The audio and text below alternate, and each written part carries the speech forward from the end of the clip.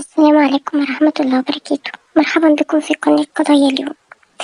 في الحقيقة يا جماعة، المشهد اللي انتوا شايفينه قدامكم دلوقتي ده بيعرض مشكلة حصلت قريب جدا. مشكلة حصلت ان كانت مجموعة بنات واقفة مع بعض. المجموعة دي عدى من عليهم واحد حاول ان هو يمسك بنت، وحاول ان هو يتعامل معاها بشكل مش كويس خالص. البنت دي صرخت، لما صرخت هو طلع يجري، وطبعا مفيش حد اتحرك ولا حد اتكلم. الناس طبعا كلها على السوشيال ميديا اتقسموا نصين. نص كان مأيد الموضوع وبيقول دي بنات فاضية وناس بنات قليلة الأدب، ازاي يقف الوقفة دي. والنص التاني قالوا الراجل معذور علشان هو إنسان مريض، احنا عارفين أهله، هو إنسان مريض نفسيا. طبعا في الحقيقة الموضوع أصلا غريب جدا. يعني ايه مثلا البنات دي واقفة ليه؟ أكيد بنات خلصوا حاجة وهيمشوا، حصل بينهم حوار في الشارع فوقفوا وخلصوا موضوعهم وهيمشوا. أيا كان ده ما يسمحش لأي واحد معدي إن يعمل معاهم حركة مش كويسة زي اللي حصلت دي. طبعا يعني بالنسبة للناس برضو اللي بتقول إن أهله ناس إحنا عارفينهم وإن هو إنسان مريض نفسيا، معلش يعني هو الشخص اللي بيتكلم ده إيه الكلام اللي بيتكلم فيه ده؟ ولا بيقول إيه أصلا؟ ولا يقصد إيه بالموضوع؟ يعني إن هو مريض نفسيا فهو معذور؟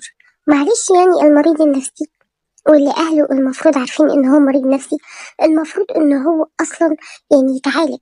المفروض إن أهله ياخدوه يعالجوه، يودوه أي مصحة أو يودوه تحت إشراف أي دكتور نفساني. لكن ما ينفعش إن هو واحد يبقى متساب كده في الشوارع يعمل اللي يعمله. إحنا ليه يا جماعة ما بنتكلمش عن الموضوع إلا لما يحصل في الآخر، لما يحصل مشكلة ويحصل مصيبة وفي الآخر نرجع كلنا نتكلم ونقول إن الموقف غلط؟ ليه ما يتعالجش الموضوع من الأول؟ واحد زي ده زي ما انتوا ما بتقولوا إن هو شخص مريض لازم يتعالج، لازم يروح لأي مصحة، لازم يتاخد معاه أي إجراء قانوني، لازم أهله يقعدوه في البيت يا إما يروحوا يكشفوا عليه. لكن إن هو يتساب كده في الشوارع كده حرام يا جماعة، حاجة ما ترضيش ربنا. يعني فعلا ما نستناش لغاية المشكلة والمصيبة ما تحصل ونرجع بعد كده نقول أصل هو مريض نفسي وإحنا زعلانين، وتلاقي الناس كلها خايفة تطلع من بيوتها. يعني إحنا دلوقتي نبقوا ماشيين في الشوارع ومعانا يعني يبقى إنسان واقف جنبي في الشارع أو حد قاعد جنبي في عربية ولا في أي مكان ويكون الشخص ده أصلا مريض نفسيا. انتوا متخيلين يا جماعة الناس دي بتتعامل ازاي ما بيننا؟ الشخص المريض يا جماعة مكانه في أي مستشفى، الشخص المريض نفسي مكانه في مصحة نفسية.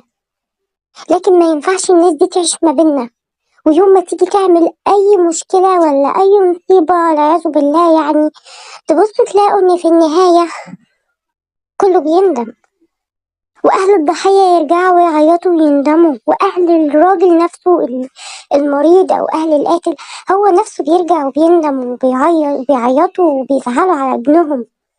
طب ما دام انتوا زعلانين على ابنكم وخايفين على ابنكم وبتحبوه، ليه مثلا ما بتحاولوش ان انتوا تودوه مصحة؟ ليه لما تلاقي حد من عيالكم في مشكلة نفسية ما بتحاولوش تعالجوه؟ وعلى فكرة دلوقتي معظم الأماكن دي على فكرة بأسعار رخيصة جدا. بس ما ينفعش ان انتوا تسيبوا اولادكم بالمشاكل اللي فيهم دي كلها وتسببوا مشاكل للبني ادمين التانيين، وفي الاخر الدنيا تتساب كده. يا ريت الناس تاخد بالها كويس جدا من اولادها. يا ريت الموضوع فعلا يتاخد فيه موقف ايجابي. واتمنى من الكل ان يشارك في الكومنتات ويقول رأيه ايه بالظبط في الموقف اللي حصل وفي المواقف اللي بتحصل دي. وبجد انا كومنتاتكم بتفرحني جدا. وما تنساش لو عجبك الفيديو ما تنساش السبسكرايب والكومنت الجميل اللي بستناه منك واللايك والشير عشان الكل يستفيد. اسيبكم في رعاية الله وامنه، والسلام عليكم ورحمة الله وبركاته.